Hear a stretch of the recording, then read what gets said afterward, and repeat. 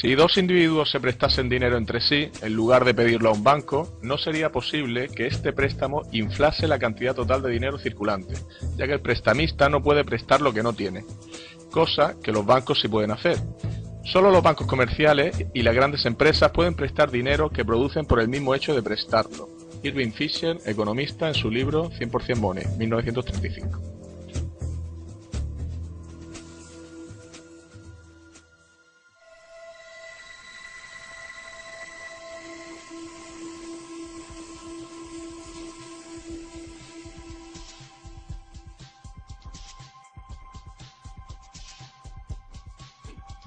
El estudio del dinero, por encima de otros aspectos de la economía, es un campo cuya complejidad sirve para distorsionar u ocultar la realidad, no para esclarecerla.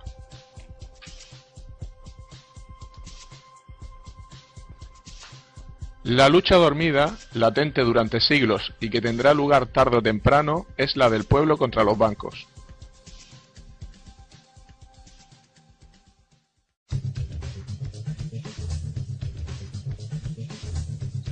El dinero es deuda 2.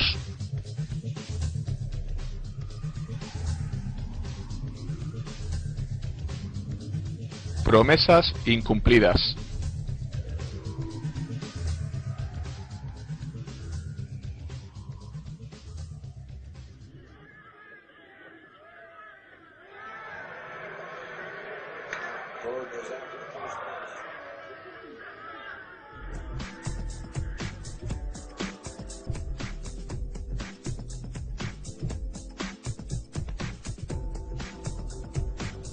¿Queréis limonada?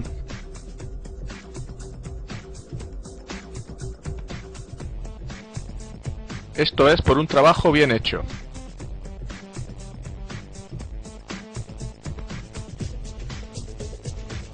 Desde luego estos chicos se buscan bien la vida.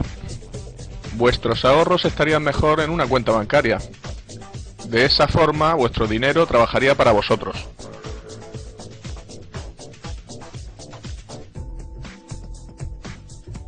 Hola, nos gustaría abrir 2 cuentas en el banco, por favor. Tenemos una cuenta en el banco como las personas mayores y podremos sacar el dinero cuando queramos. Quizás su primera experiencia al ingresar dinero en un banco fue similar a esta. Años más tarde, todavía recordará el balance de su cuenta corriente como si fuera su dinero, pero lamentablemente esto no es cierto.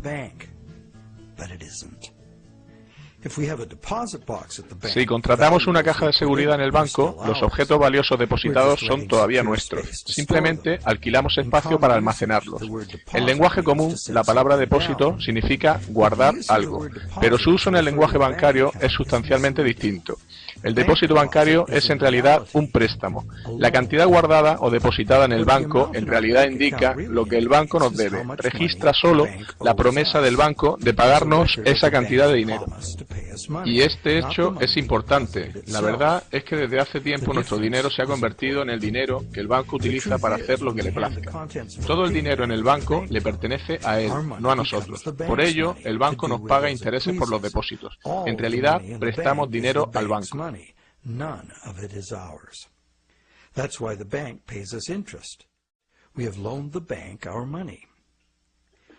Parece una simple discusión léxica, pero no lo es. Sabemos que podemos pedir al banco que nos devuelva nuestro dinero en efectivo en cualquier momento, pero no por ello cambia lo anterior. No es una discusión trivial, es importante. ¿Qué pasaría si algunos de nosotros supieran realmente el modo en que trabaja realmente la banca? Toda la economía actual se sustenta en un sistema de crédito bancario, y cuando ese sistema deje de funcionar, todo el mundo sufrirá. Impagos, embargos, bancarrotas, quiebra bancaria, rescates gubernamentales.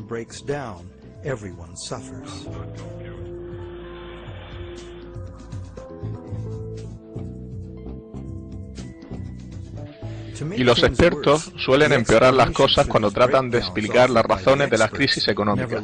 Nunca se fijan en las causas últimas. Deberían empezar por decir que las monedas y billetes suponen solo entre el 1 y el 5% del dinero total en circulación. Todo el dinero que hoy tenemos fue creado en su día como capital de un préstamo bancario. Not only does this make the existence of money entirely dependent on the existence of bank credit, it makes the system as a whole bankrupt by design. Esto no solo hace que la existencia del dinero dependa de la existencia de los préstamos bancarios, sino que aboca al sistema a su bancarrota futura, ya que es imposible físicamente el pago de todas las deudas crediticias. Es por ello que el sistema bancario global camina hacia el colapso. Cada vez más gente se da cuenta de las prácticas bancarias actuales. Muchos han perdido sus casas y trabajos gracias a estos usureros modernos. Va siendo hora de que la gente entienda qué es el dinero y fuerce cambios en su modo de producirse.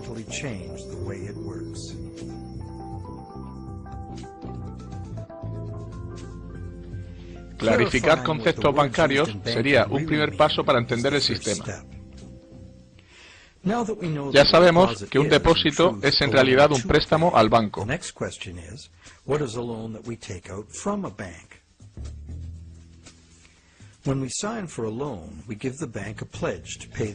Cuando firmamos un préstamo, prometemos pagar lo prestado más un interés. A cambio de ello, el banco nos anota una cantidad en nuestra cuenta. Decimos que el banco ha puesto el dinero en nuestra cuenta. Lo único que ha hecho es hacer un apunte contable que refleja una promesa de pagarnos. Estamos hablando en realidad de un intercambio de promesas. Nadie ha dado nada al otro salvo promesas de satisfacer una deuda. Entonces, ¿quién presta y quién pide prestado en realidad? Los términos préstamo, prestamista y prestatario son realmente confusos. La verdad es que ambas partes realizan promesas de pagar, y en el proceso crearon algo llamado préstamo o dinero a cuenta, que puede ser legalmente utilizado como dinero. El crédito bancario puede ser gastado porque seguimos pensando que cada vez que depositamos dinero en la cuenta, esto incrementa nuestro balance en la misma cantidad. De hecho, si no ponemos algo en nuestra cuenta, estará vacía.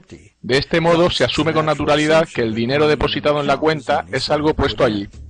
La cuenta es una promesa en sí misma de pagar el dinero en monedas y billetes. De hecho, una promesa siempre indica que no tenemos lo prometido. Si no es así, ¿para qué necesitaríamos prometerlo?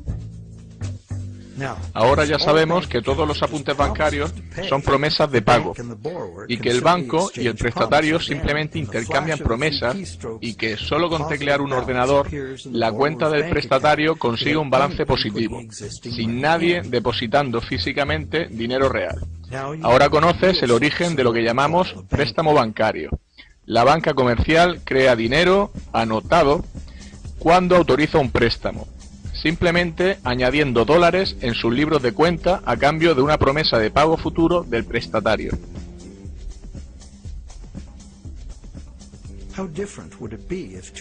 ¿Cambiaría la cosa si las dos partes se acordaran hacerse con un sótano y una imprenta y creasen dinero imprimiéndolo? Sabemos en qué consiste la falsificación de dinero: imprimir miles de billetes falsos de dólar. Esta es también una manera de crear dinero de la nada. El dinero nos da la capacidad de adquirir bienes y servicios del mundo real. Los falsificadores claramente disponen de la capacidad de adquirir bienes reales y servicios, sin darnos nada a cambio, salvo un simple trozo de papel. Los falsificadores obtienen algo a cambio de nada, directamente a expensas de quienes aceptan el dinero falsificado. Y si el dinero falsificado no es descubierto, ellos obtienen su beneficio a través de las ganancias de todos.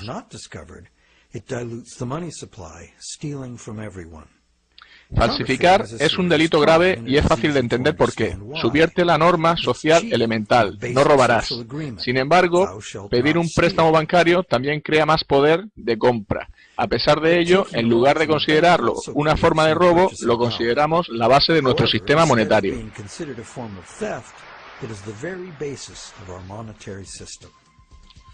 Los bancos prestan creando crédito, crean medios de pago de la nada. ¿Cómo puede llegar a ser una forma de crear dinero de la nada un crimen y la otra convertirse en una práctica económica habitual y la fuente de casi todo el dinero circulante? ¿Por qué sucede esto? Para entender cómo, necesitamos entender la historia de las leyes comerciales. Antes necesitamos entender la lógica intrínseca del proceso de préstamo.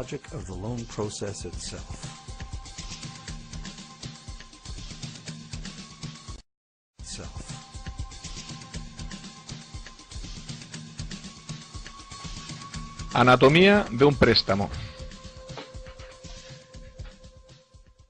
El motivo.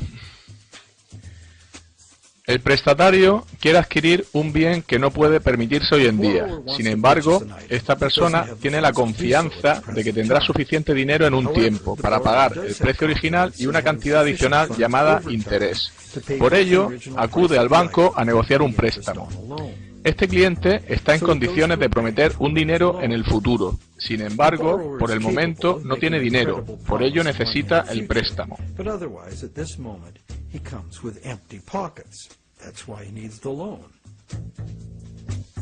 El método.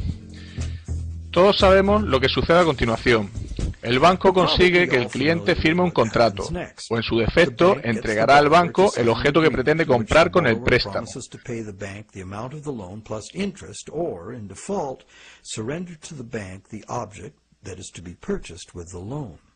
Esta operación se realiza miles de veces al día en todo el mundo. Pero existe un problema. ¿Cómo puede el cliente prometer algo que no posee todavía? Si yo quisiera pedirte un préstamo de $10.000 para un crucero por Europa, ¿podría poner como garantía el coche de mi vecino? Evidentemente no, porque no tengo derecho legal a darte el coche de mi vecino, y da igual cuánto te deba. En lugar de eso, yo prometí comprarle a mi vecino su coche con los 10.000 que me prestarías. La situación cambia. Tú puedes acordar conmigo prestarme los 10.000 creyendo que sí compro el coche, y te prometo pagarte el préstamo cuando sea legalmente mío. Sin embargo, hasta que se complete la venta, tus 10.000 no pueden estar asegurados por ningún título de propiedad sobre el coche.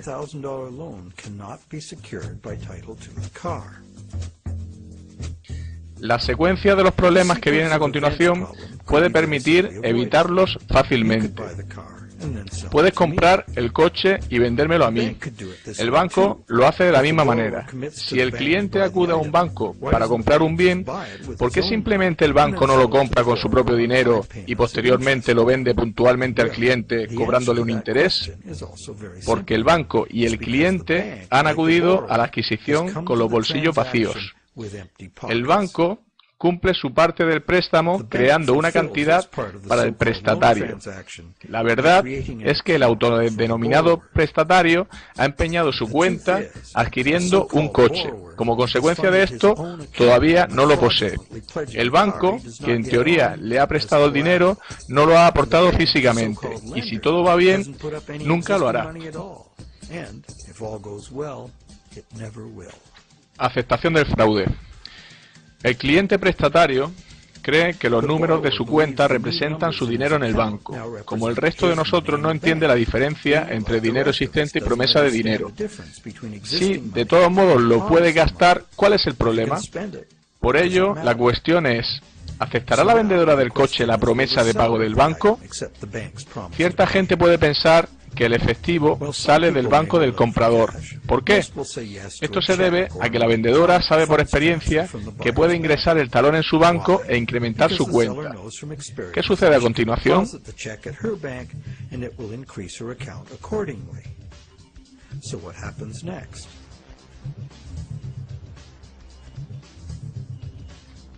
Equilibrando las promesas.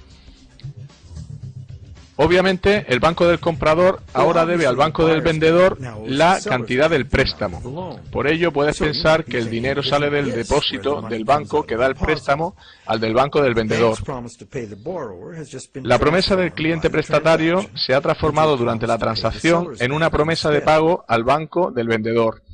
Por ello, el banco del comprador debería transferir una cantidad de dinero al del vendedor, ¿cierto? Esto es cierto solo en una pequeña parte. En el largo plazo, tan pronto como el banco consiga su parte limpia de depósitos, la cantidad de dinero existente que el banco necesita para cubrir sus préstamos puede ser teóricamente igual a cero. ¿Cómo? Bien, imagina primero que la vendedora tiene su cuenta en el mismo banco que el comprador. Deposita el talón del comprador en su cuenta y el banco completa la transacción reduciendo la cuenta del comprador en la misma cantidad que incrementa la del vendedor. Como ambos apuntes son solo promesas, existe dinero real en la operación. ¿Cuál es el resultado final? El banco ha creado un préstamo para el cliente por valor de $10.000. El cliente ha comprado el coche, un objeto real, físico y tangible, y el vendedor lo ha pagado con un préstamo de $10.000. Sin embargo, un trato que implicaba $10.000 en bienes materiales reales fue satisfecho con $0 reales por parte del banco o de otra persona. Por si fuera poco, el banco retuvo esta nueva cantidad de dinero generado, además de hacerse con los intereses e incluso con el coche en caso de impago. En mi pueblo esto se llama magia.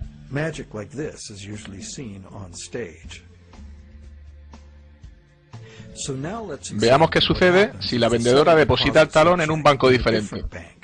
¿Será necesario el traspaso de fondos desde el banco del comprador? Quizás, pero casi nunca por toda la cantidad. Esto se debe a que el sistema bancario funciona como un todo. Para ilustrar esta situación, añadiremos otra transacción a este escenario. Simultáneamente, el banco de la vendedora hizo un préstamo similar a una anciana, que compró un juego de altavoces para su televisor.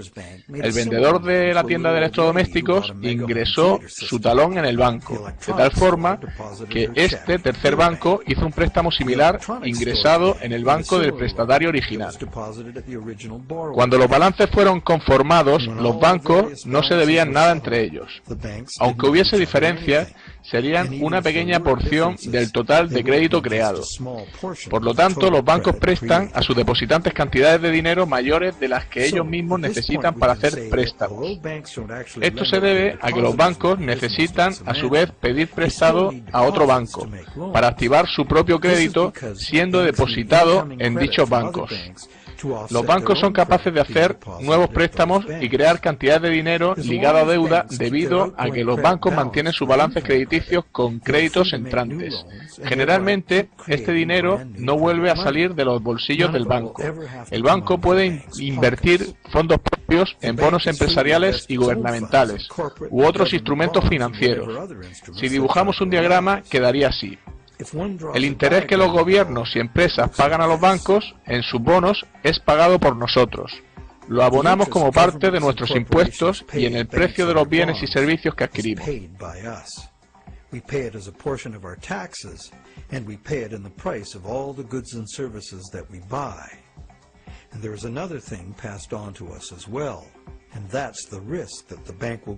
También nos sucede que el banco puede quebrar y no ser capaz de satisfacer sus promesas de pago.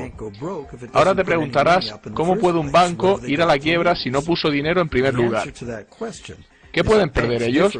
La respuesta es que los bancos no son lo mismo que los falsificadores. A los bancos se les permite crear nuevo dinero, pero solo sirviéndose de reglas contables.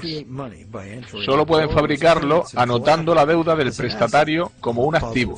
En el lado positivo está su balance, en el negativo firmado por el préstamo de su balance, o lo que los bancos llaman confianza en los depósitos creada por el banco. Cuando un cliente cae en el impago, el activo que aseguraba la transacción es embargado por el banco y vendido. En un mercado a la baja es muy común que el nuevo valor del bien no cubra el valor del dinero que el banco prestó, ya que éste se basaba en un valor previo superior. Esto debe mostrarse como una pérdida en los libros contables. Cuando los embargos suben y el mercado inmobiliario colapsa, el valor de los bancos se evapora de forma colateral, a medida que las casas bajan de precio, exponiendo al banco a enormes pérdidas. En verdad, solo se trataba de números creados de la nada, pero los bancos deben actuar conforme a dictados de esos números. Y las consecuencias de que un banco vaya mal pueden incluir parálisis económica, desintegración social, caos financiero total, hambre y guerra. Quienes viven de los números pueden también morir a causa de ellos. Es terrible pensar en cómo una calculadora puede escribir un epitafio.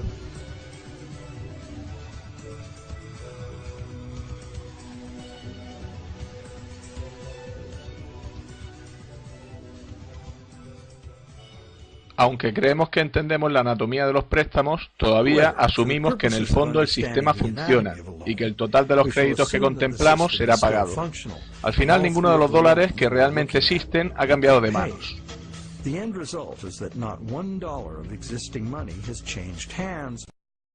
Pero 30.000 nuevos dólares de dinero crediticio fue creado y gastado, y cada uno de los 3 bancos consiguieron intereses por valor de $10.000.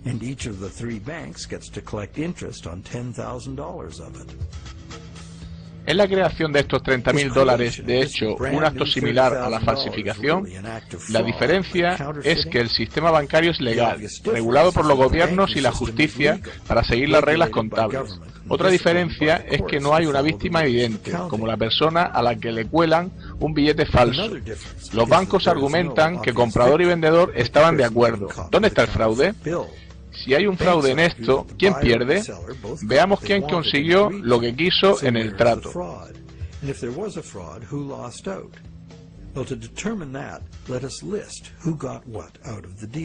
El que pide prestado consigue el bien que desea en términos que está dispuesto a aceptar. Puede, maldiga haber pedido un préstamo cuando haga frente a los intereses, o quizá viva felizmente agradecido de haber conseguido el préstamo. La vendedora consigue un incremento de su saldo, en cuya cuenta desde niña acostumbraba a pensar se guardaba el dinero en el banco. Confía que podrá gastarlo cuando sea necesario y a voluntad. Lo que a la vendedora le importa es que le paguen todo. Está contenta. ¿Alguien resulta perjudicado como resultado del negocio? ¿Hemos contemplado todas las partes en esta transacción? También está el banco, que consigue recaudar intereses gracias a su promesa de pagar. Ese es el negocio y así se suele hacer. ¿Alguno más? ¿De dónde sale el coche? Es un objeto tangible, real. Son necesarios recursos, energía y trabajo para producirlo. Si en este trato consideramos a la sociedad como una tercera parte y el mundo real y natural de donde todas las cosas provienen, porque el nuevo dinero creado en la transacción no quedará aquí, fluirá a la circulación general al mundo real. En último lugar, es el mundo real el que recibe ese dinero y del que sale el coche. Este nuevo dinero podría estimular nuevas producciones, incrementando temporalmente la economía y haciendo a la gente feliz. Frecuentemente así sucede.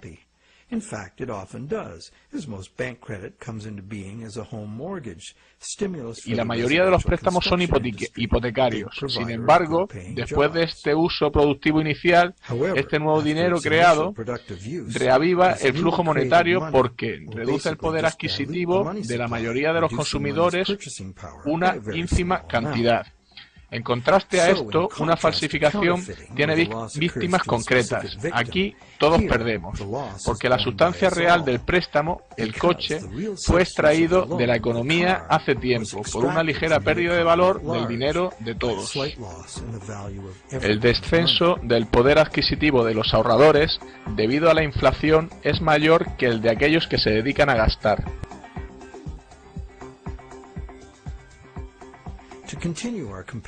Siguiendo con la comparación entre falsificación y préstamo bancario, nos encontramos que la primera es generalmente detectada y el dinero puesto fuera de la circulación, causando una pérdida directa a quien lo aceptó. No hay garantía de cuándo será detectado, ni una agenda para su retirada de la circulación. El crédito bancario es también puesto fuera de circulación cada cierto tiempo. Cuando se devuelve el préstamo, la parte principal o capital de cada pago se extingue. Recuerda que casi todo el dinero existente hoy en día se debe al crédito bancario. Sin embargo, cada dólar que llega a manos del banco queda registrado para ser utilizado algún día en amortizar capital de un préstamo, con lo que se retira de la circulación a la economía en forma de intereses a depositantes de una cuenta u otras obligaciones del banco.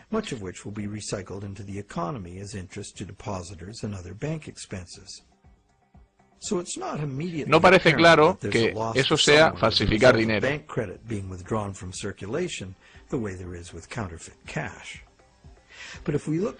Pero si miramos más detenidamente, encontramos algo interesante. No necesitamos más que conocimientos aritméticos elementales para entender el poder que nos da controlar los flujos monetarios. ¿Y por qué el sistema actual necesita expandir continuamente la deuda o llegará al colapso? Si la tasa de dinero creado cae por debajo de la tasa de dinero destruido, la cantidad total de dinero en uso se reducirá. Esto se llama deflación, porque el flujo de dinero se deshincha como un balón. El resultado es menos dinero referido a los bienes y servicios disponibles. Cuanto menos dinero haya para pagar bienes y servicios, los precios de los mismos irán más a la baja. En principio, esto suena bien y pudiera ser cierto si el dinero no fuese creado como deuda e interés. La deflación es un buen negocio para quienes no están en deuda, pagado en bienes y servicios a nuestra elección.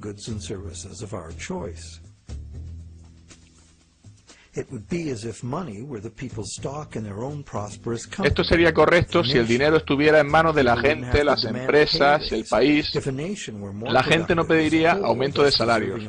Si un país fuera globalmente más productivo, sin embargo, todo el mundo saldría ganando automáticamente porque su dinero valdría más. Sin embargo, este no es el efecto que la deflación tiene en un sistema, donde el dinero se origina en forma de deuda o interés. Más del 95% del dinero actual deriva de la deuda a los bancos. Como hemos visto, la parte principal o capital del mismo es la creada, no el interés. En el lapso de tiempo entre la creación del dinero y su devolución, y mientras devolvemos los intereses al banco, la mayoría de nosotros puede mantener parte de sus pagos mientras el flujo monetario se incremente. Sin embargo, si el flujo monetario o la deuda total desciende, el dinero es más difícil de ganar debido a su escasez, y los pagos fijos son más difíciles de satisfacer. Para aquellos que están endeudados, las restricciones en el dinero en circulación pueden ser catastróficas.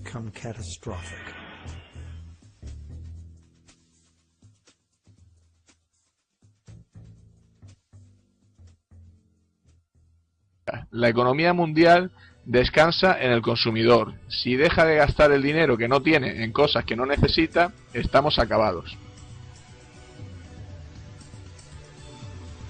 El efecto psicológico de la caída de precios y salarios acelera todo el proceso, porque quienes tienen que devolver préstamos, empresas incluidas, se ven incapaces de hacerlo, por lo que no se endeudan ni refinancian más.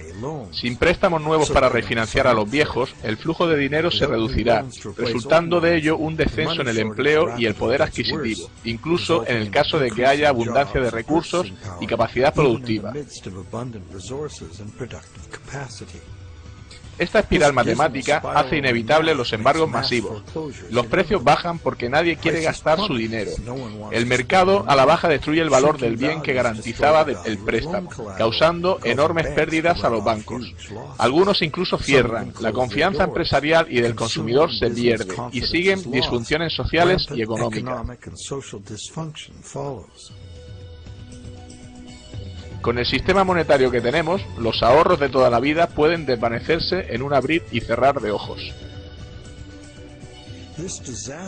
Esta espiral desastrosa no puede ser parada si el gobierno no crea nuevo dinero por sí mismo o se endeuda con la banca privada, para crear suficiente dinero para reflotar la economía. El ejemplo más común lo tenemos en el hundimiento bursátil de 1929. Como consecuencia psicológica de la caída de las acciones, se dieron menos préstamos y por ello hubo menos creación de dinero.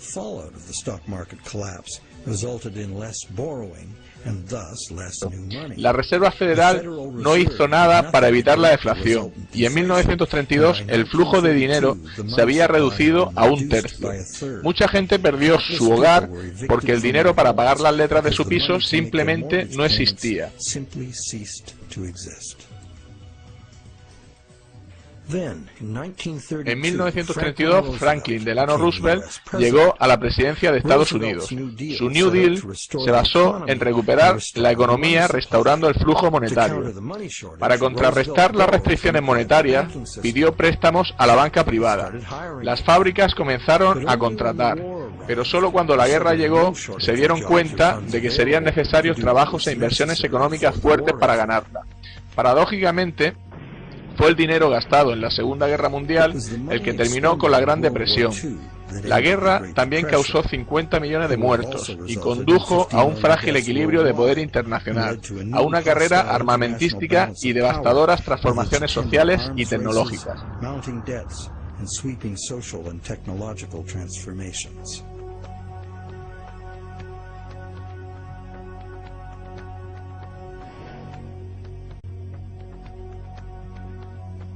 Cuando un gobierno depende de la banca para conseguir dinero, ellos y no los gobernantes controlan la situación, ya que la mano que da está por encima de la que toma.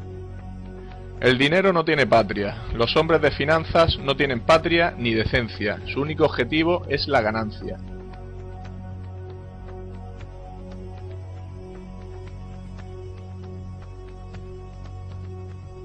No volvería a hacer la guerra en favor de ciertas inversiones deleznables de los banqueros. Solo hay dos cosas por las que vale la pena luchar: para defender nuestros hogares y por la Carta de Derechos de nuestra Constitución. Hacer la guerra por cualquier otra razón es simplemente un crimen. No hay nada para nosotros salvo caer cada vez más profundo en deudas con el sistema bancario para conseguir las cantidades de dinero cada vez mayores que la nación necesita para su expansión y crecimiento. Nuestro sistema monetario no es mejor que una trampa. El poder del dinero que ha sido capaz de eclipsar a los responsables gubernamentales no es simplemente el poder de las grandes fortunas, sino que es nada más y nada menos que una nueva técnica de destruir dinero añadiendo y retirando anotaciones en cuentas bancarias, sin el más mínimo interés por el bien de la comunidad o el papel que el dinero debería tener en ella. Permitir que eso derive en beneficios a particulares es crear primero un brazo secreto e ilegal del gobierno y por último un rival con fuerza suficiente para subvertir cualquier forma de gobierno. Un sistema monetario justo es la única alternativa. El ciclo de bonanza y pérdidas económicas es generalmente llamado ciclo de los negocios, como si fuera algo natural, como el ciclo del carbón o el agua. Estos ciclos naturales son dirigidos por el sol, pero ¿qué guía el ciclo de los negocios? Una respuesta es la creación y flujo de dinero, que como vemos depende de los préstamos. Veamos lo que pasa durante el periodo de vigencia de un préstamo. Ya sabemos que un préstamo no es más que la promesa de pagar de un banco, que el banco crea en su libro de cuentas. Eso es lo que sabemos. La promesa de pago del banco es generalmente gastada en un bien o servicio, y se le permite circular, haciendo fácil y sencillo el intercambio de estos bienes o servicios. Como medio de intercambio, hoy prometemos pagar dinero. Making the efficient exchange of goods and services easier to accomplish. As a medium of exchange, today's Nada supera su usabilidad y flexibilidad. Sin embargo, no se crea dinero para pagar el interés, con lo que se trata de una situación a la larga imposible de resolver. Es decir, si los prestatarios tuvieran que pagar todo el interés que se debe de golpe, tendrían que luchar por una cantidad del dinero circulante existente, que sería en todo caso inferior a lo que deben. El porcentaje que sería incapaz de cancelar sus préstamos sería simple de calcular. Sin embargo, el interés generalmente se paga a lo largo del tiempo y no de una vez. Si los ingresos por intereses revirtiesen al flujo económico como gasto, estarían disponibles para ser gastados repetidamente. Entendido esto, es relevante saber si los intereses son de hecho impagables.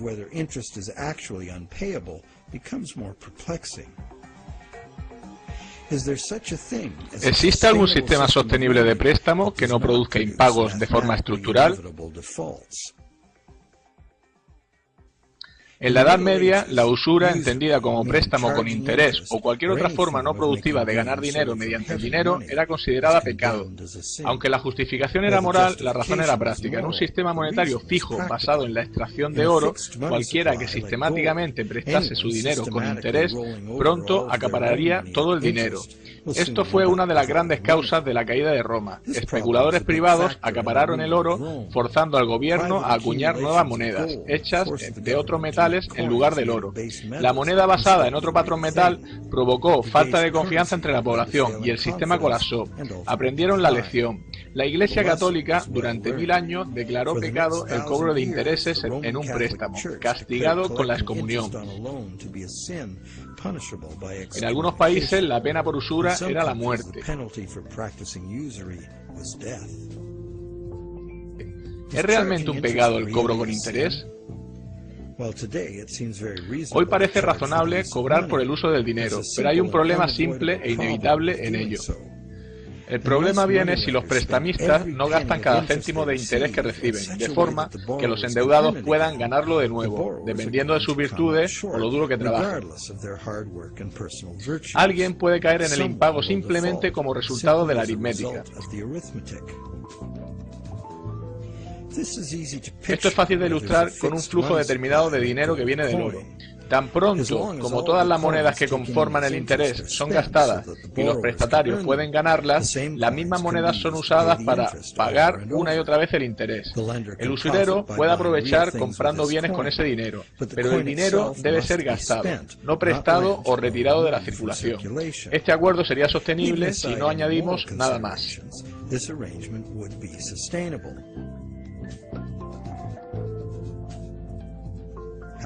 Sin embargo, si las monedas que eran parte del interés son represtadas como interés, son eliminadas de la circulación o guardadas, va a existir una falta de circulación de moneda para pagar las deudas.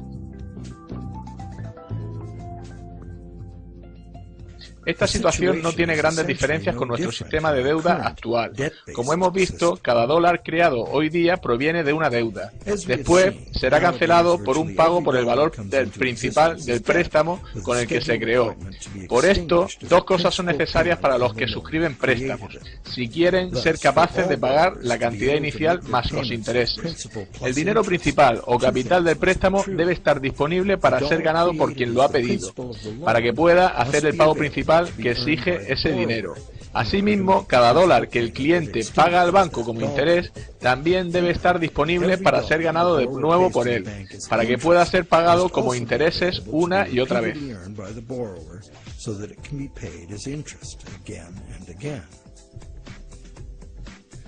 Hay un dicho que ha ganado popularidad acerca de los préstamos, y es que como los bancos gastan el rendimiento de las operaciones en interés para depositarios y en forma de dividendo para sus accionistas, en realidad existe suficiente dinero libre en circulación para realizar todos los pagos.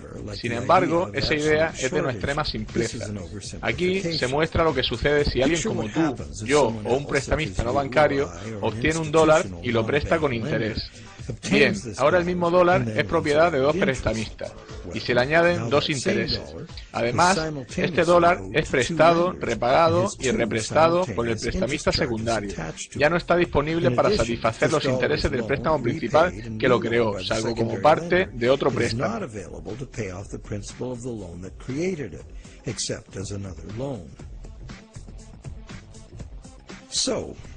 Entonces, ¿podemos pedir prestado a Peter para pagar a Paul y a la inversa? Esto se pone interesante. Sí podemos. Sin embargo, cada vez que hay un préstamo hay que añadir un interés que también ha de ser satisfecho. Si es posible ganar estas cantidades de interés, todos los pagos serán realizados. En esto basa muchos economistas y defensores del modelo actual. Arguyen que no puede haber una escasez de dinero y que los pagos pueden realizarse. Pero se trata de un axioma falso. Por ejemplo, si prestamistas secundarios consiguen cantidades de este dinero, el dinero será prestado una y otra vez, de forma perpetua, siempre con interés. Cada vez se añadirá una cantidad que será imposible de pagar. Esa es la razón por la que cada interés se carga en el sistema como un todo. It stands to reason that for each added interest charge in the system as a whole, something extra is demanded. Algo extra del sistema en su conjunto sería necesario para que fueran pagables. Esto afecta tanto a productores, gobiernos y consumidores. La competición para vender más necesita bajar los precios para conseguir mayores ventas y nos lleva a la superproducción y saturación del mercado. Como consecuencia, puede crecer el desempleo, cerrar factorías y haber bancarrotas. Los gobiernos salen al paso incrementando los impuestos. Subir los impuestos resta dinero a la economía productiva, lo que conlleva una reducción de la capacidad de los contribuyentes. Cuando lo necesitan los gobiernos piden préstamos y afrontar en el largo plazo más intereses. Los consumidores pueden obtener ingresos extras pluriempleándose, pidiendo préstamos para pagar deudas pasadas o dejando de pagar durante periodos prolongados de tiempo. La competencia para conseguir un trabajo mueve a la baja los salarios durante largo tiempo, añade cantidades enormes a la cantidad de intereses que se debe. Y pedir prestado para cancelar deuda es como querer cerrar un agujero cavando. Es la situación en la que nos encontramos ahora. Los productores no pueden vender más porque los consumidores no pueden permitirse comprar. Los gobiernos creen que bajar los impuestos estimula el consumo, compensando de esta forma los escasos ingresos de los consumidores, que compiten por un mismo puesto de trabajo. Sin embargo, cualquier incremento global en la cantidad de intereses lastra el sistema monetario, provocando escasez de dinero dentro del mismo. Esto se debe a que la economía productiva real debe limitarse a la disponibilidad de los recursos naturales. La economía productiva sirve a las necesidades actuales, no a las demandas artificiales de la economía financiera, que tiene una sed ilimitada en beneficios y que trabaja obviando las limitaciones físicas del mundo real.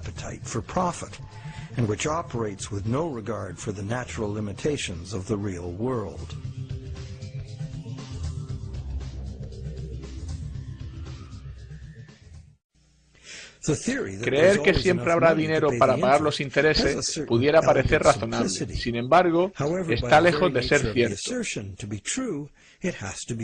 Debería serlo al 100%, pero es imposible. Por un lado, existen muchos prestamistas secundarios que no son bancos y añaden sus tipos de interés al dinero que ya está cargado con él.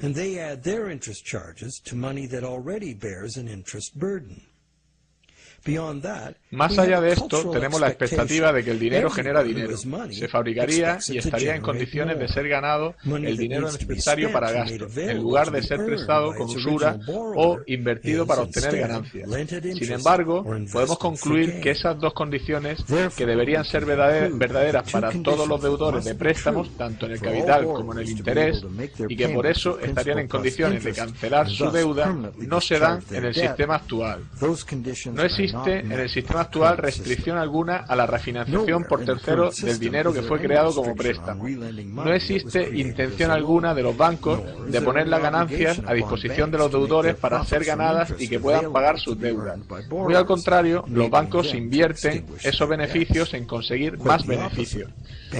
Pero no solo son los bancos los causantes de esto. Cualquiera que entra en el ciclo del préstamo contribuye a hacer más grande la burbuja, a expensas de quienes no serán capaces de conseguir dinero para cancelar sus deudas y que se verán obligados a refinanciarlas hasta ser embargados.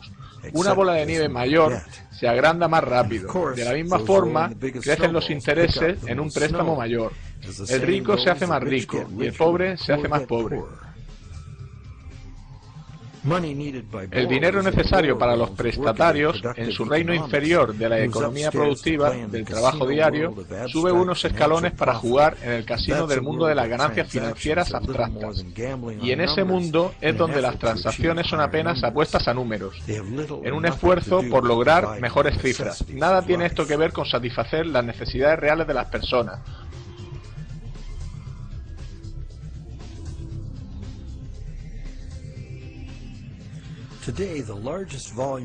Hoy la mayor cantidad de dinero está cambiando de manos, como si de un juego de azar se tratara. Las bolsas, el mercado de la deuda y otros elementos financieros son manejados por bancos y fondos de inversiones para obtener el máximo beneficio posible. El volumen del comercio en los mercados de divisas extranjeros en una sola semana sobrepasa el volumen total del comercio mundial de bienes reales en un año. El dinero está continuamente manejado por especuladores, buscando beneficios en las fluctuaciones monetarias que existen solo en la economía de casino en que se mueven. ¿Y en qué medida es impagable el monto de intereses de la deuda de hoy? Solo podríamos saberlo con certeza juntando todo el dinero del mundo. Con 6.000 millones de personas ganando, gastando y pidiendo y dándose préstamos, los flujos monetarios internacionales son casi tan complejos como las corrientes oceánicas. Son impredecibles. Pero la dirección es bastante clara y simple. La misma vieja historia. Los ricos están incrementando más y más sus apuestas en la economía, en donde sus clientes prestamistas no tienen apenas oportunidad de lograrlo. La única posibilidad de subsistencia del sistema es crear más dinero, y como el dinero se crea como deuda, la única manera de sostener el sistema es crear más deuda de forma que sea, incluyendo créditos para clientes poco fiables, para gastos enormes de defensa y seguridad estatales y rescates a bancos.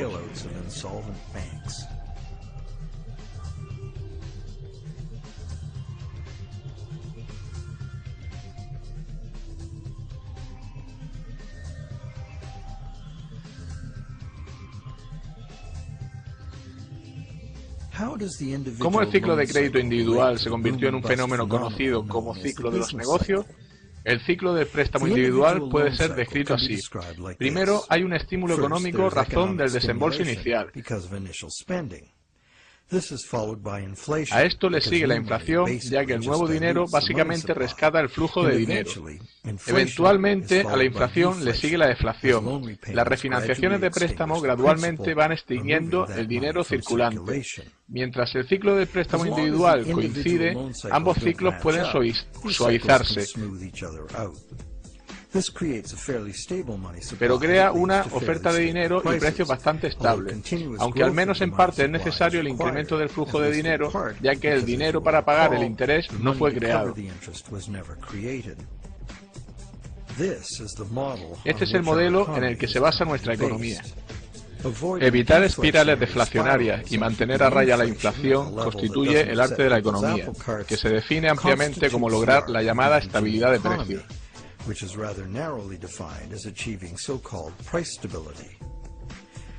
Sin embargo, si echamos un vistazo al poder adquisitivo del dólar a lo largo del siglo pasado, instantáneamente se revela lo que significa la estabilidad de precios en bienes reales. El dólar ha perdido casi todo su valor, un 96%, y lo sigue haciendo en la actualidad. No estamos logrando la estabilidad de precios. Claramente se necesita estudiar psicología para entender la naturaleza humana. El ciclo del crédito individual dentro del fenómeno colectivo del ciclo del negocio. La simple razón es que si una persona ve grandes perspectivas en un negocio pidiendo préstamo correctamente y expandiéndose, otros confían en lograr lo mismo.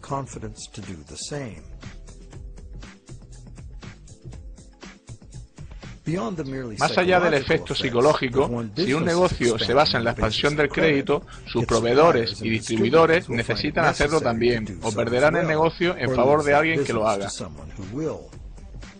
El mismo efecto podría darse en el caso de una compañía que no encuentra crédito. Por lo tanto, es previsible que los ciclos individuales de préstamo tengan un recorrido paralelo entre ellos, en lugar de darse al azar, y cuando lo hacen a mayor escala estamos ante el llamado ciclo de los negocios,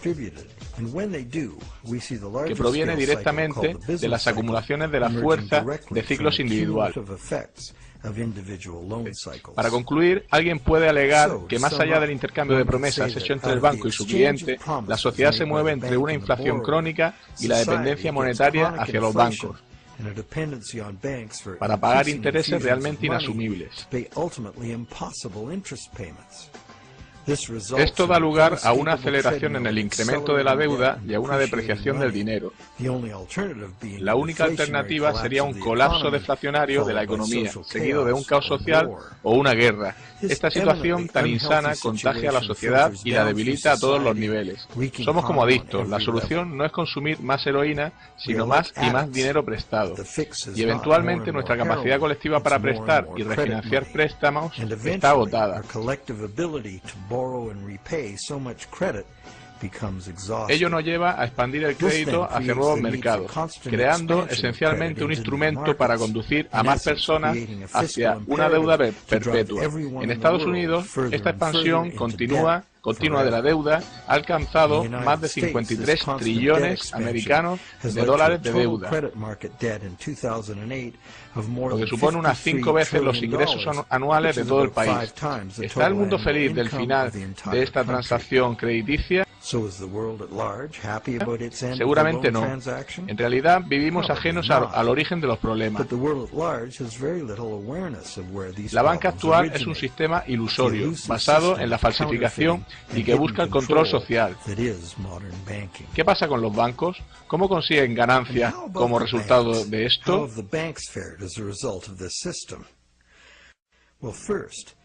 En primer lugar, solamente poniendo una pequeña fracción del dinero que prestan, los bancos han conseguido un gran flujo de ingresos derivados de los intereses crediticios. En segundo lugar, usando su poder crediticio para comprar grandes cantidades de bonos gubernamentales y empresariales, y de esta forma controlan los gobiernos y la industria. En tercer lugar, manejando los impagos y embargos, como vemos inevitable. El banco gana la propiedad legal de bienes tangibles reales. Finalmente sucede lo peor. Si hay un impago masivo, el banco acumula grandes pérdidas. El gobierno es forzado a rescatar a los bancos con ayudas multimillonarias para salvar al sistema financiero. ¿Cómo se financian esos rescates? Adivínalo. Más deuda para el contribuyente. Un auténtico logro para sacar esto adelante. Y sin ser consciente la mayoría de las víctimas.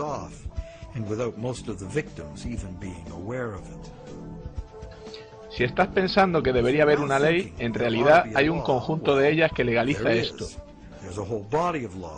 ¿Cómo un sistema como este llega a convertirse en ley? Volvamos a Inglaterra a mediados del siglo XVII para contestar. Cuando el saqueo se convierte en una forma de vida para un grupo de hombres que viven juntos en la sociedad, en poco tiempo ellos mismos crean un marco legal que lo autoriza y un código moral que lo glorifica.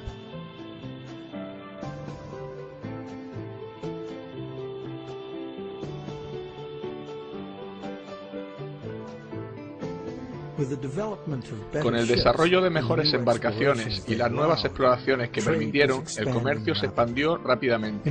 Para desarrollar el comercio sobre largas distancias y periodos prolongados de tiempo, los contratos escritos se hicieron más y más imprescindibles y sofisticados. Bajo la ley inglesa había quedado establecido hace mucho que un contrato habría tenido lugar si algún bien real ha cambiado de manos. Un traspaso de bienes o derechos en propiedad fue el quid del intercambio, y eso fue lo que el juzgado evaluaría con imparcialidad, no solo las palabras en el documento. Un contrato por el cual no ha habido intercambio de bienes reales o derechos de propiedad era facto o nulo, y podría ser declarado así por un juzgado. Así, un contrato en el que un coche fue puesto como garantía ni siquiera sería posible calificarlo de contrato. Ninguna ley común lo pondría en valor. Además, en el caso de una disputa sobre un contrato de derecho común, solo alguien que de hecho había dado consideración a la transacción. En otras palabras, solo aquel que envió los bienes tenía el derecho a pedir ante un tribunal para satisfacer el contrato por la otra parte. Este derecho no era transferible a un tercero.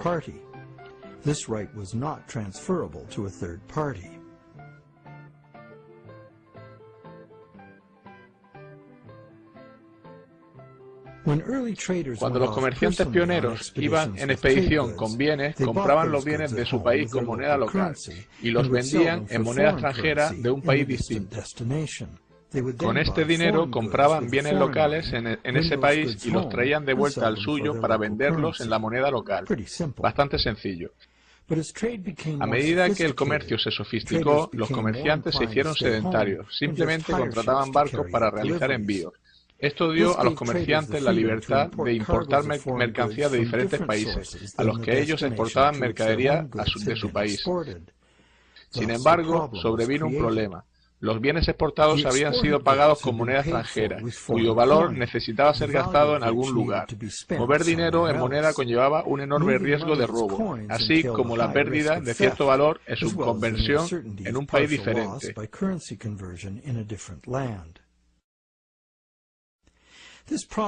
Este problema en los pagos a distancia fue superado por el uso de letras de cambio. Una letra de cambio era una orden firmada de un ordenante a un comerciante, exigiendo que el pago de una suma de dinero a la persona que se identifica como beneficiario. Estaban asegurados por firma y no podían hacerse valer ante un tribunal por un tercero ajeno a las partes originales. Por lo tanto, no estaban acostumbrados a un ladrón o una tercera parte. Probablemente te has dado cuenta que eran los predecesores de los talones bancarios. El ordenante daba instrucciones para que el banco pagase al beneficiario, una persona cuyo nombre se citaba una cierta cantidad de dinero. Esto funcionaba para las transacciones entre conocidos entre sí. La letra de cambio se usaba como una orden de pago en una moneda diferente y lejana, pero los comerciantes pronto quisieron más flexibilidad, generalizar las letras de cambio para pagar a cualquier tipo de comerciante, incluso en la misma moneda, usando letras de cambio como el dinero mismo. Para ello, estas letras debían poder ser utilizables y exigibles por terceros. Como veremos, este fue el momento en la historia del derecho que abrió paso a nuestro sistema bancario. Un tercero, que podría haber comprado onerosamente una letra de cambio sin estar implicado en el intercambio original, no podía esperar el amparo de un juzgado para hacer valerla, y en base al contrato cobrar la deuda. Este hecho hizo que las letras de cambio de terceros fueran un riesgo inaceptable. Para poder seguir usándolo y garantizar su pago, esencialmente equivalentes a dinero, la ley debería ser revisada para contemplar este incipiente instrumento. En Inglaterra, por una serie de decisiones legales desde 1664 a 1999, este problema fue solventado imprimiendo letras cambiables por terceras partes.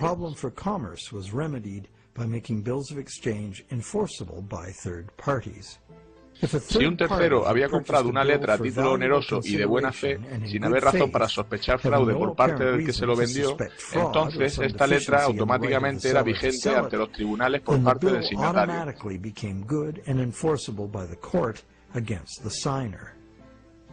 ¿Qué significa este cambio?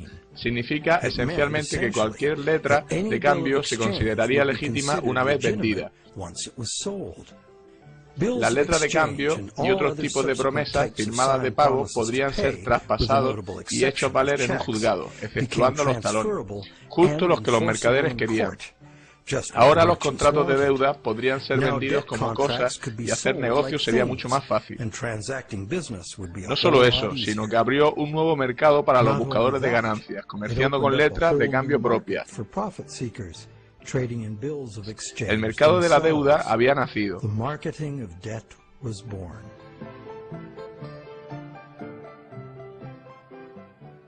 El cambio legal tuvo otro efecto también. Ahora era posible engañar y forzar a una persona a firmar una promesa jurídicamente vinculante para pagar, y luego, si esa promesa era adquirida por terceros de buena fe, podía ser esgrimida ante el signatario en un tribunal. En última instancia, esto se convirtió en uno de los principios rectores del Código Comercial uniforme, que rige los negocios en Estados Unidos y por extensión en el resto del mundo. Los sistemas monetario y tributario por completo están regidos por este código. Si compramos un portátil robado en la calle, somos culpables por ello. No importa si el dinero es nuestro y no sabemos que es robado. El juzgado retornará los bienes a su propietario original. Perdemos nuestro dinero como compradores, seamos o no inocentes. Incluso podemos ser acusados de delito. Pero si firmamos un contrato de préstamo y le damos un valor real en bienes fiduciarios, no importa que el contrato de préstamo haya sido alumbrado de forma fraudulenta. Quienes quiera que lo firmaron deben pagarlo según las leyes comerciales, y los juzgados darán vigor a la obligación. Hoy los contratos de deuda pueden darse en múltiples formas, incluyendo préstamos especiales e hipotecas.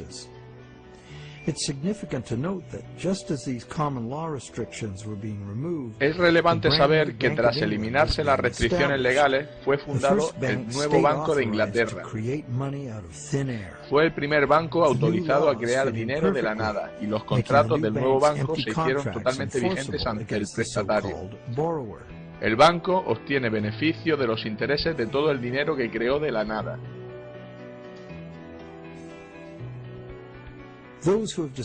Aquellos que hayan descubierto la verdadera naturaleza de nuestros préstamos bancarios y hayan intentado retar sus contratos de deuda en juzgado moderno, habrán descubierto que estos contratos son una salvaguarda enorme del dinero como deuda. El banco debería haber vendido el contrato de préstamo original a una tercera parte por el valor, y aunque ese tercero es a menudo solo una empresa hermana del banco, todo lo que importa al juez es quién tiene el documento, qué pone y por quién está firmado.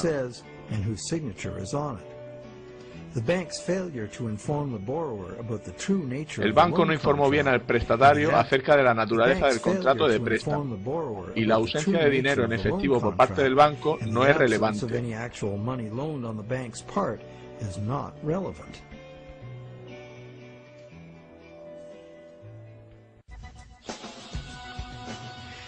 Y para concluir nuestra investigación, parece que las prácticas de la banca moderna descansan en diferentes violaciones de las leyes y el sentido común, así como de la justicia natural. La primera violación es el fraude que comete el que presta, al apropiarse de una propiedad que no posee todavía, y el banco es cómplice, ya que a sabiendas acepta la promesa fraudulenta como soporte para el crédito que crea. La segunda violación es la negativa del banco a revelar la verdadera naturaleza del contrato. El banco lo llama préstamo, lo que lleva al endeudado a pensar que le están prestando una cantidad de dinero. Como sabemos, el banco solo ha empeñado su palabra, reflejándolo en un apunte informático, una promesa que el banco sabe que quizá no tenga que cumplir.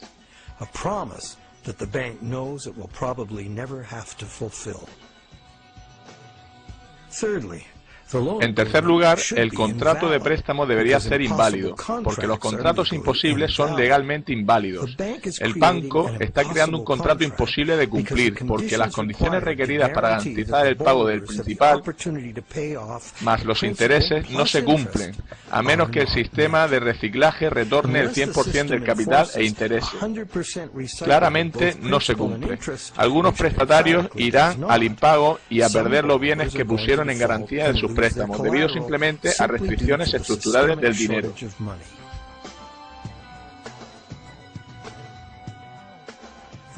La cuarta violación es la de la ley natural por el derecho contractual, la que confiere legitimación automática a cualquier contrato si el mismo es vendido a terceros por un valor considerable. Alguien que no posee algo no puede darlo mejor que quien sí lo posee.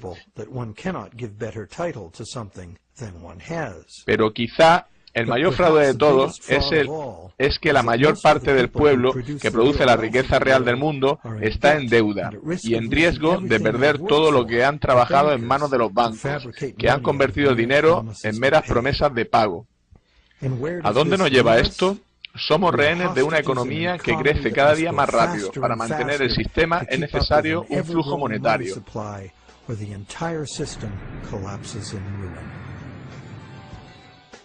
El sistema monetario actual rechaza reconocer que la economía real está limitada por la capacidad material del planeta para proveer las materias primas y los servicios que la economía precisa.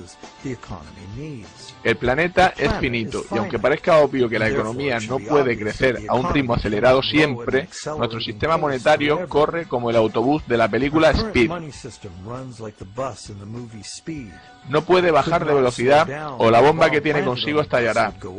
Y nuestra situación es todavía peor, porque la tasa de endeudamiento debe acelerarse o la economía entera se hunde. La noción de crecimiento perpetuo e infinito es posible. Esto es una gran falacia de la economía moderna, una desilusión fatal, nacida de la envidia.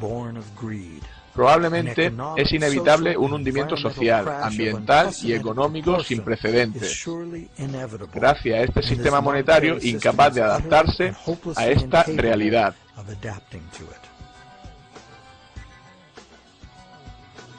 El sistema monetario necesita ser reconstruido desde el mismo suelo.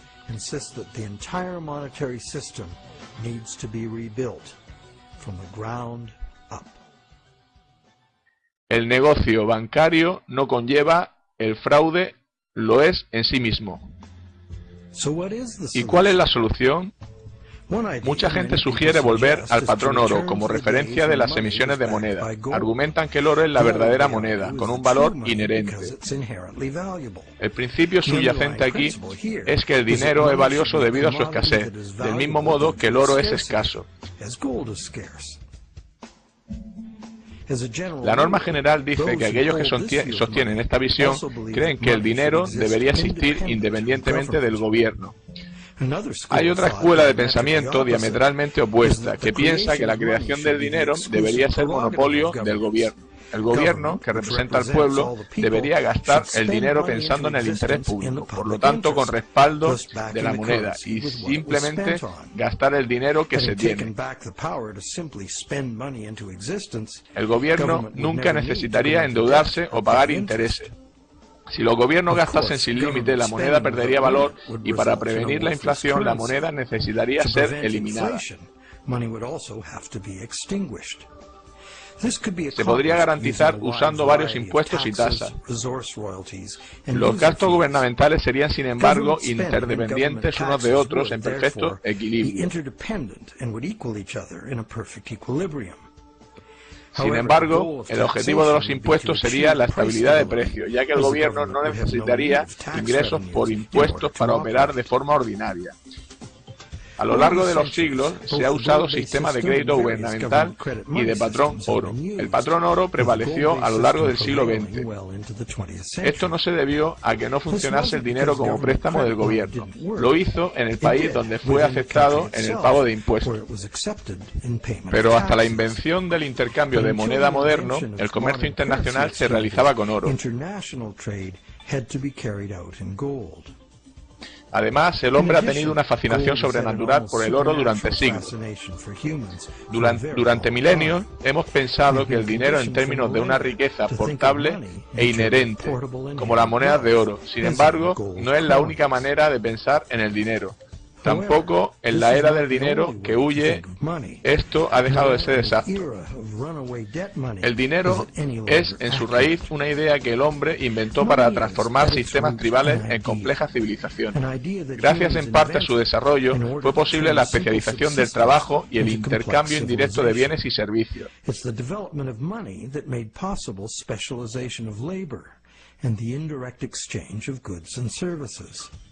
La historia del dinero va desde el trueque, pasando por las monedas y los billetes apoyados en oro, al dinero digital y ahora en las promesas de pagar ese dinero electrónico.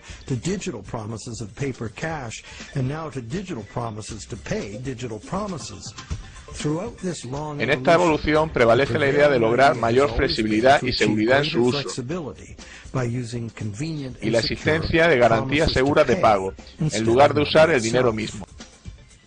El problema con la promesa de pagar es que siempre da una oportunidad de oro para el engaño. Crear más promesas es una forma de incumplirlas en el largo plazo. Existe una manera de garantizar el intercambio de dinero más seguro que las promesas de pagar de nuestro sistema. Aquí lo tenemos. La existencia del dinero digital seguro es hoy una posibilidad debido a las tecnologías de encriptado. Una hipótesis sería tener un número de serie asignado a cada billete físico en papel.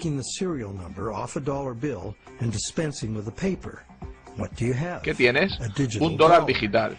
Un dólar digital que puede ser transferido a cualquier parte del mundo por ordenador, de forma fácil y seguro como promesa de pago. Pero, y este es un gran pero, el dinero digital, aun siendo electrónico, es también como el metálico. No puede estar en dos lugares a la vez. Por ello, la multiplicación de promesas puede ser prevenida insistiendo en el pago, ya sea en moneda, papel o de forma digital. No necesitamos mantener este dinero digital en un banco, ya que es de por sí seguro y puede ser transferido por Internet. Como dinero transferible, de forma instantánea, podría incorporar funciones inteligentes imposibles para otros tipos de moneda. Por ejemplo, calcular su propio valor mediante una fórmula matemática, eliminando la especulación, manipulación o errores humanos, por ejemplo.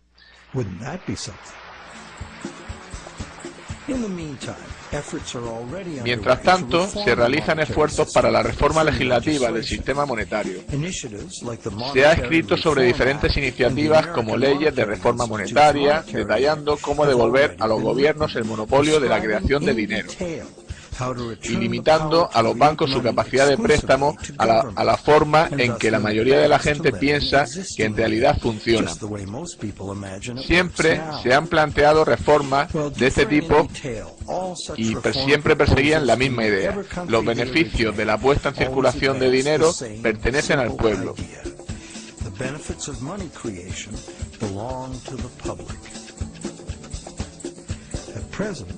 Hoy el dinero no es creado en beneficio de la sociedad, sino en beneficio de los bancos privados.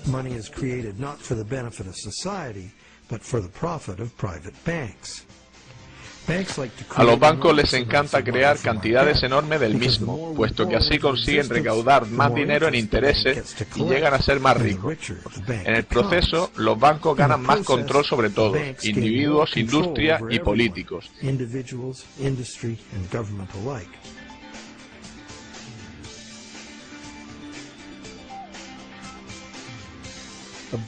El dinero abundante conduce a burbujas especulativas que frecuentemente hace a quienes están dentro del sistema más ricos. Estas burbujas inevitablemente explotan por cada petición de interés impagable. Hay muchos perdedores, gobiernos incluidos, que además de verse cargados con la crisis y deudas enormes, deben aumentar los impuestos para rescatar a los bancos, que son parte del problema. De otra manera, el sistema se hundiría.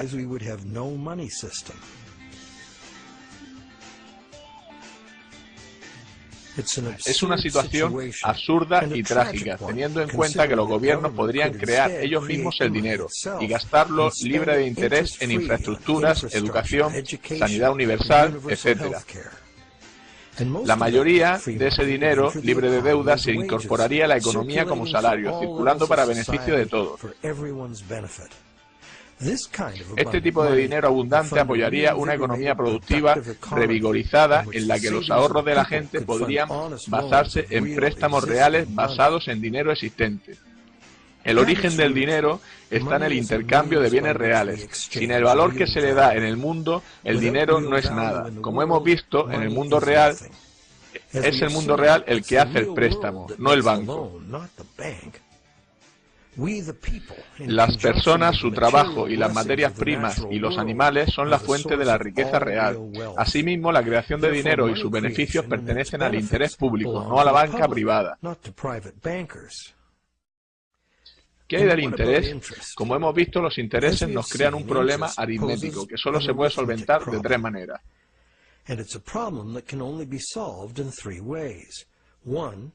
Impagos y embargos, deuda perpetua del suministro monetario o la única solución preferible, un reciclaje al sistema del 100% del interés como en forma de gasto de los prestatarios. Pero este reciclaje solo puede ser cumplido nacionalizando la industria bancaria en bien del interés público. Por ejemplo, las ganancias de esta banca pública serían pagadas a todos los ciudadanos como dividendo, o se emplearían en inversiones gubernamentales en lugar de recurrir a impuestos, como se hizo en la Pensilvania colonial. Es una manera diferente en que se podría organizar el sistema monetario. Siempre ha habido alternativas y ahora también.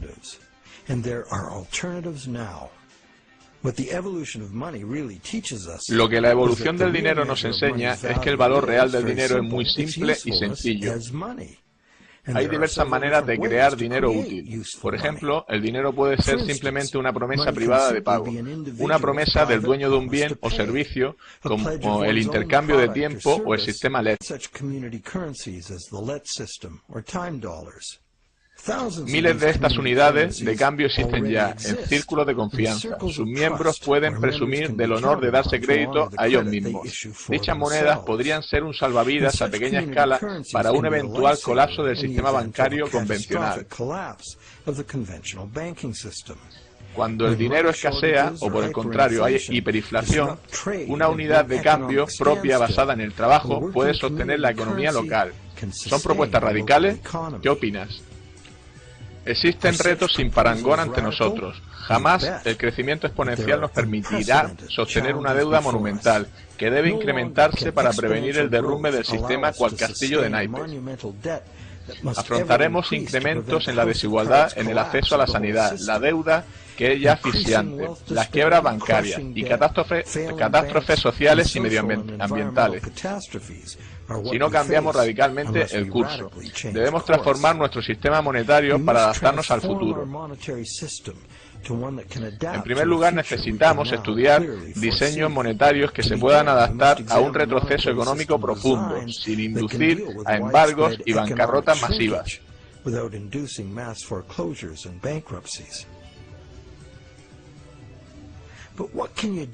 Pero, ¿qué puedes hacer tú? Existen personas y organizaciones que cuestionan el sistema monetario actual debido a sus problemas y a su manifiesta injusticia. Puedes ingresar en ellas y presionar en favor de los cambios necesarios. Puedes hablar con tus amigos. La crisis financiera es un momento de aprender. Cuando los gobiernos tienen que rescatar a los bancos que antes prestaban dinero, las contradicciones, el fraude y las fallas fatales del sistema actual resultan evidentes. Las soluciones también están ahí si miramos detenidamente. No podemos permitirnos hacer ajustes al sistema actual, puesto que no lo salvarán.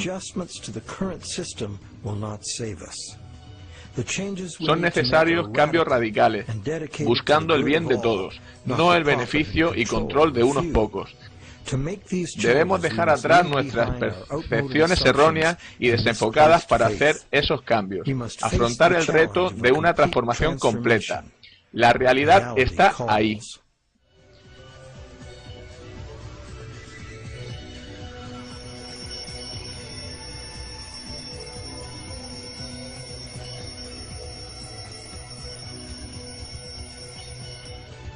El dinero no paga nada, nunca lo hizo ni lo hará.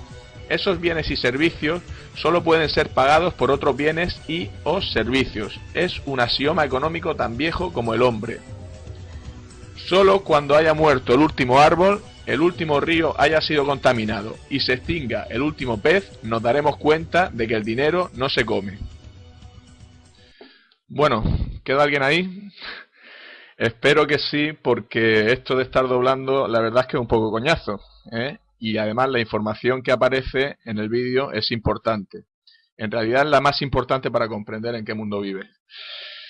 Yo os pido disculpas por los errores de traducción que haya podido cometer y sobre todo por lo que no he entendido y no haya sabido explicar bien, pero bueno, yo supongo que no habréis tenido demasiados problemas. Abrazos.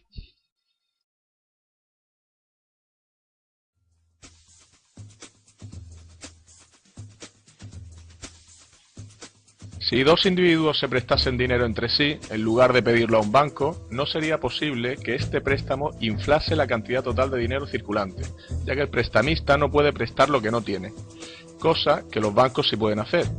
Solo los bancos comerciales y las grandes empresas pueden prestar dinero que producen por el mismo hecho de prestarlo. Irving Fisher, economista, en su libro 100% Money, 1935.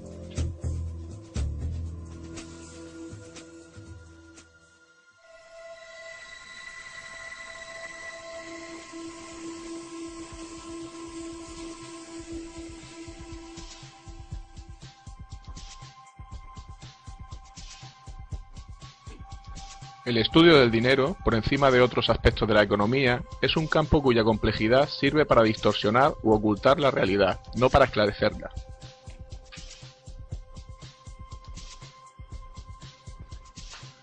La lucha dormida, latente durante siglos y que tendrá lugar tarde o temprano, es la del pueblo contra los bancos.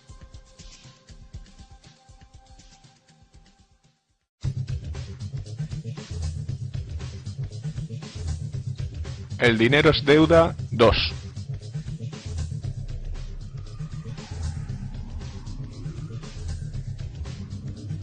Promesas incumplidas.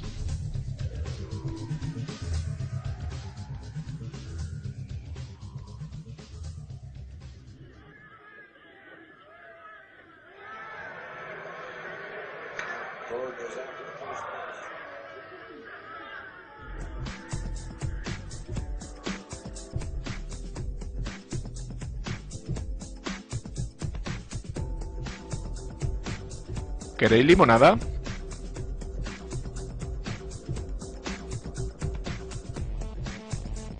Esto es por un trabajo bien hecho.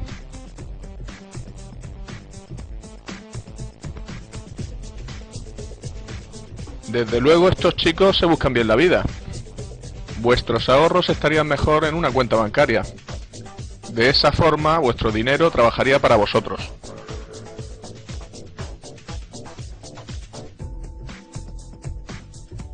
Hola, nos gustaría abrir 2 cuentas en el banco, por favor. Tenemos una cuenta en el banco como las personas mayores y podremos sacar el dinero cuando queramos. Quizás su primera experiencia al ingresar dinero en un banco fue similar a esta. Años más tarde, todavía recordará el balance de su cuenta corriente como si fuera su dinero, pero clarificar conceptos bancarios sería un primer paso para entender el sistema. Ya sabemos que un depósito es en realidad un préstamo al banco.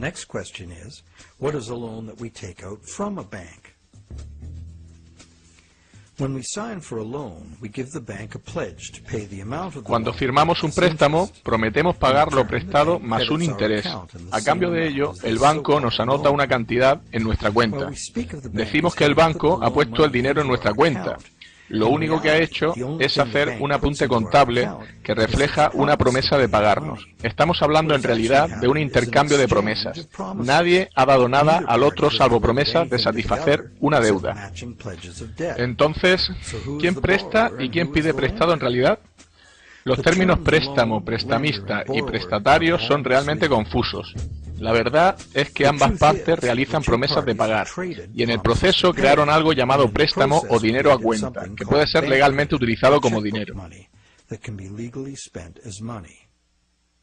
El crédito bancario puede ser gastado porque seguimos pensando que cada vez que depositamos dinero en la cuenta, esto incrementa nuestro balance en la misma cantidad. De hecho, si no ponemos algo en nuestra cuenta, estará vacía.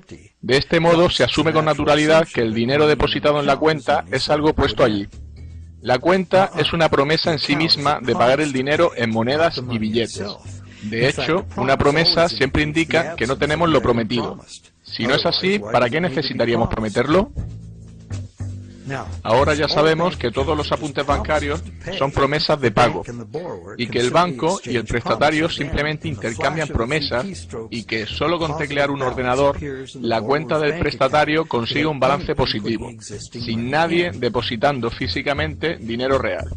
Ahora conoces el origen de lo que llamamos préstamo bancario. La banca comercial crea dinero anotado cuando autoriza un préstamo, simplemente añadiendo dólares en sus libros de cuenta a cambio de una promesa de pago futuro del prestatario.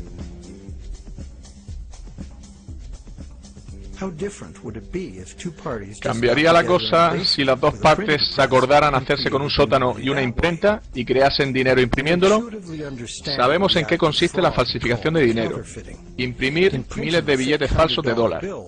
Esta es también una manera de crear dinero de la nada. El dinero nos da la capacidad de adquirir bienes y servicios del mundo real. Los falsificadores claramente disponen de la capacidad de adquirir bienes reales y servicios, sin darnos nada a cambio, salvo un simple trozo de papel. Los falsificadores obtienen algo a cambio de nada, directamente por el coche, y te prometo pagarte el préstamo cuando sea legalmente mío. Sin embargo, hasta que se complete la venta, tus 10.000 no pueden estar asegurados por ningún título de propiedad sobre el coche.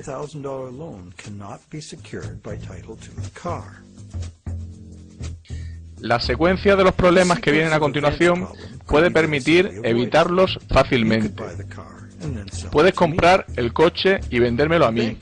El banco lo hace de la misma manera. Si el cliente acude a un banco para comprar un bien, ¿por qué simplemente el banco no lo compra con su propio dinero y posteriormente lo vende puntualmente al cliente cobrándole un interés? Porque el banco y el cliente han acudido a la adquisición con los bolsillos vacíos. El banco cumple su parte del préstamo creando una cantidad para el prestatario. La verdad es que el autodenominado prestatario ha empeñado su cuenta adquiriendo un coche. Como consecuencia de esto, todavía no lo posee.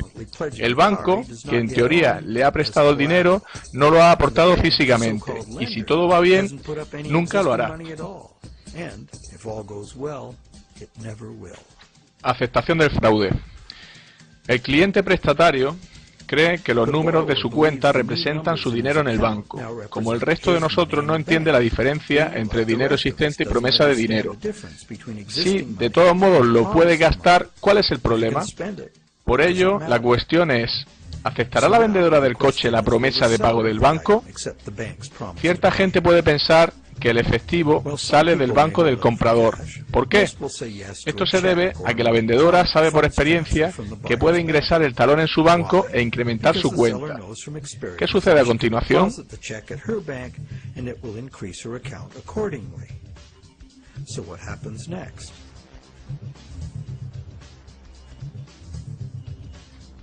Equilibrando las promesas.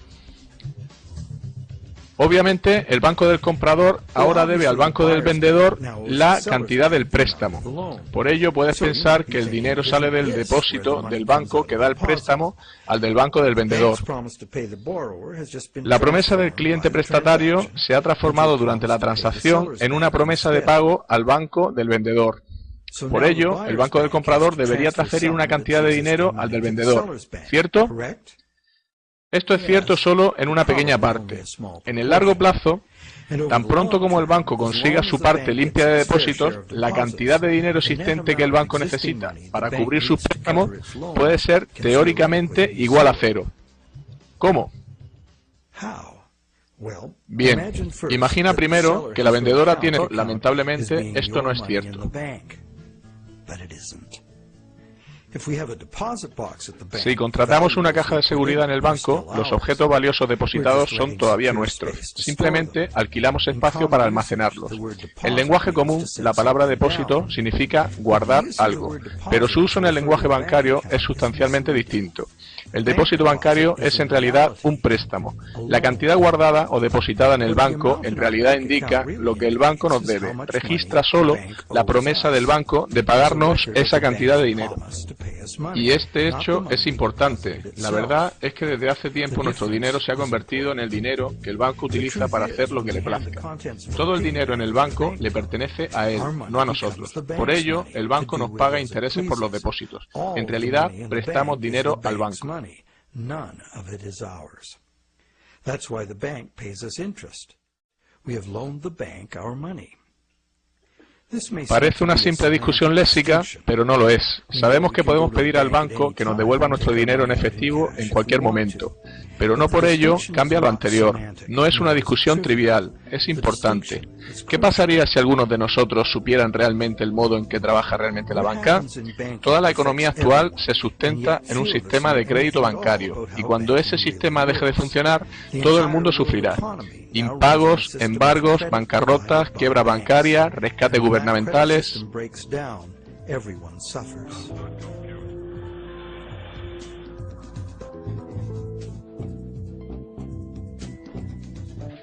Y los expertos suelen empeorar las cosas cuando tratan de explicar las razones de las crisis económicas.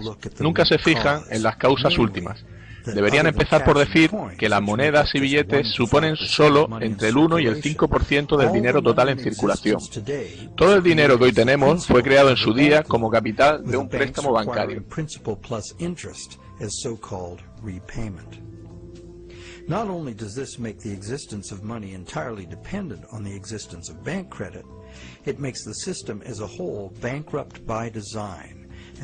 Esto no solo hace que la existencia del dinero dependa de la existencia de los préstamos bancarios, sino que aboca al sistema a su bancarrota futura, ya que es imposible físicamente el pago de todas las deudas crediticias. Es por ello que el sistema bancario global camina hacia el colapso. Cada vez más gente se da cuenta de las prácticas bancarias actuales. Muchos han perdido sus casas y trabajo gracias a estos usureros modernos. Va siendo hora de que la gente entienda qué es el dinero y fuerce cambios en su modo de producirse.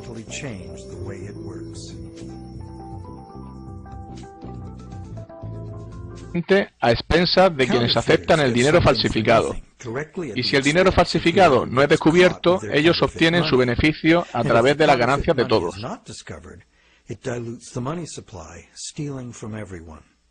Falsificar es un delito grave y es fácil de entender por qué. Subvierte la norma social elemental, no robarás. Sin embargo, pedir un préstamo bancario también crea más poder de compra. A pesar de ello, en lugar de considerarlo una forma de robo, lo consideramos la base de nuestro sistema monetario.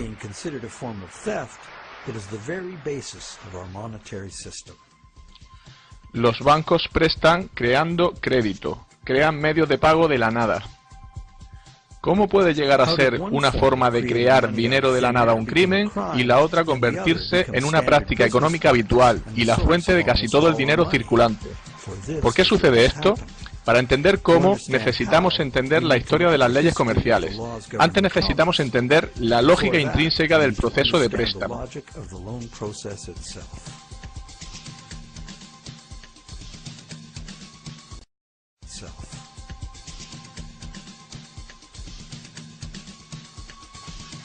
Anatomía de un préstamo.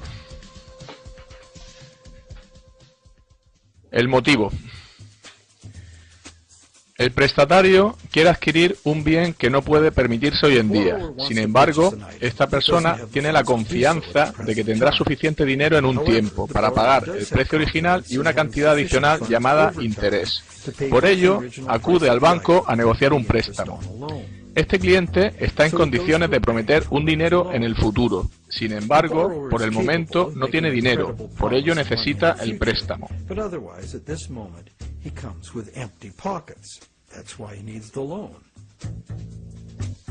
El método. Todos sabemos lo que sucede a continuación. El banco consigue que el cliente firme un contrato, o en su defecto, entregará al banco el objeto que pretende comprar con el préstamo.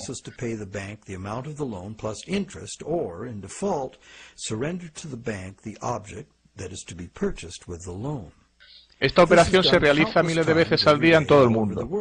Pero existe un problema. ¿Cómo puede el cliente prometer algo que no posee todavía? Si yo quisiera pedirte un préstamo de $10.000 para un crucero por Europa, ¿podría poner como garantía el coche de mi vecino? Evidentemente no, porque no tengo derecho legal a darte el coche de mi vecino, y da igual cuánto te deba. En lugar de eso, yo prometí comprarle a mi vecino su coche con los 10.000 que me prestarías. La situación cambia. Tú puedes acordar conmigo prestarme los 10.000 creyendo que sí